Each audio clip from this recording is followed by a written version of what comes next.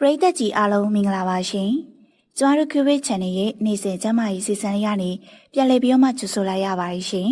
။ဒီနေ့ဗီဒီယိုလေးမှာတော့အားလုံးသိကျင်နေကြမယ်လို့ထင်တဲ့အကြောင်းအရာလေးတွေကမှမေတ္တာတရားတွေတိုးပွားစေဖို့အနောက်ရက်ကနေနှွှဲပြော်တမပေးတဲ့အခါသူမတို့အရန်သဘောကျတတ်တဲ့အကျဉ်းတိုင်းတိုင်းကွက်လေးအကြောင်းကိုပြောပြပေးလိုက်ရပါတယ်နော်။ဟုတ်ကဲ့ပါပရိသတ်ကြီးအစီအစဉ်လေးမစတင်ရင်မှလေကျမတို့ရဲ့ channel လေးကို subscribe လုပ်ရသေးဘူးဆိုရင် like and subscribe လေးလုပ်ပြီးတော့အားပေးကြဖို့မမေ့ပါနဲ့နော်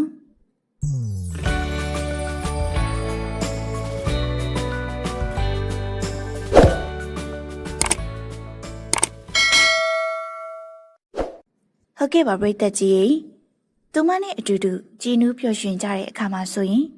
အကျဉ်းသားရွှေတောင်ကြားကအချစ်ရထားကြီးခုံမောင်းရတာကိုသဘောမကျတဲ့အမျိုးကောင်းသားတွေဆိုတာမရှိသလောက်ပါပဲနော်ကောင်းမွန်တဲ့ခန်းစားချက်တွေကြောင့်လေတီကိုစားနေတို့တယ်လို့မျိုးသူမတို့အဖို့မှလေရင်ခုန်လှိုင်မောရတယ်လို့လူချင်းမတို့အတွက်ဆိုရင်လေကြပြမမီစမမီညှိုးဆိုဖွဲနှွှဲရခတ်တဲ့လောကစည်းစိမ်တွေကတခုဖြစ်တယ်ဆိုတာငင်းနိုင်ကြမယ်လို့တော့မထင်ပါဘူးပြောရမယ်ဆိုရင်တော့အမျိုးသမီးတွေအများစုဟာလူချင်းမတို့နဲ့အတူအကျဉ်းသားမြတ်တာတရားတွေကိုမျှဝေကြည်နူးကြတဲ့အခါတွေမှာသူမတို့ရဲ့ယရနာရွှေအိုးလေးကိုအားရင်အပြည့်နဲ့ကခုံပြီးရကင်းလေးစီလာရောက်ပျော်ရွှင်တာမျိုးကိုအရန်ကိုမှသဘောကျတဲ့ကြရလေးဖြစ်ပါတယ်။ဟုတ်ကဲ့ပါပရိသတ်ကြီးဒီလိုပျော်ရွှင်စရာလေးတွေကိုအတူတူဖန်တီးကြတဲ့အခါဆိုင်းစရာလေးတွေလိုမြူးမြူးကြွကြွဖြစ်အောင်တီးပြဖြောပြပေးတတ်ဖို့ကလေးလိုပါတယ်နော်။ရွာကကိုရင်တာလာတို့နွားလေးမောင်းတဲ့အခါ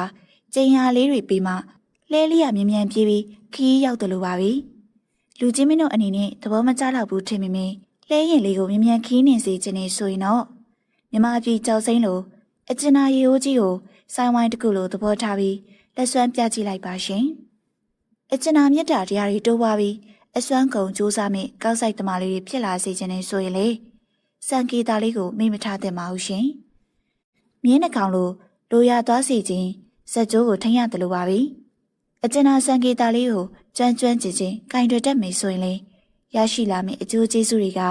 လူချင်းမင်းတို့အတွက်ပဲဖြစ်ပါရဲ့နော်။အလားအပဟန်ကြီးပြဖို့မြင်းလေးကိုမတ်တရက်စေခြင်းနဲ့အခါစက်ကြိုးကိုပိုင်ပိုင်နိုင်နိုင်ထိန်းချုပ်ရတယ်လို့ပေါ့ရှင်။လူချင်းမင်းတို့သဘောကြောင့်အလုတ်ကြိုးစားကြမိကောက်ဆိုင်သမားလေးတွေဖြစ်ဖို့ဆိုရင်လေဘာကအဓိကကြမလဲဆိုတာနားလေလောက်ပြီလို့ထင်ပါရဲ့နော်